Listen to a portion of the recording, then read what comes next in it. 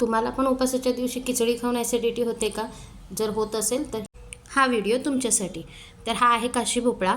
मी त्याचं साल काढून घेते आहे आणि मला हा झटपट करायचा आहे म्हणून मी साल काढून घेतलं आहे. नाहीतर मी सालीसहितच शिजवत असते. थोडंसं 5-1 मिनटं जास्त वेळ लागतो शिजायला.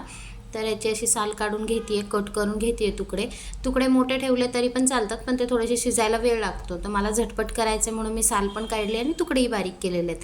तर तुम्हाला जर का वेळ असेल तर तुम्ही सालीसहित तुकडे मोठे मोठे ठेवून तुम्ही शिजवून घेऊ शकता. तर मी ते धुवून घेतलेलं आहे आणि नंतर पाणी बॉईल करायला ठेवलं आणि त्या पाण्यामध्ये हे भोपळ्याचे तुकडे टाकून घेतले आणि हे 5 मिनटं शिजवून घ्यायचे आणि थोडेसे चाकूने असे दाबून बघायचे शिजले की नाही, तर लगेच कळतात. आता हे साल काढल्यामुळं आणि पीस बारीक असल्यामुळं थोडं लवकर शिजलेलं आहे आणि यातलं सगळं पाणी काढून घ्यायचं चाळणीमध्ये आणि नंतर हे असे थोडेसे वाफ जाऊ द्यायची याची. नंतर एका बाउलमध्ये हे काढून घ्यायचे आणि त्याच्यावर गूळ, खिसलेला गूळ असो किंवा टेचलेला गूळ घालायचा, खिसलेला नाही घालायचा, तो लवकर मेल्ट होतो आणि मग ते इतकं छान नाही लागत. थोडंसं गूळ असं दाताखाली आला की छान लागतं.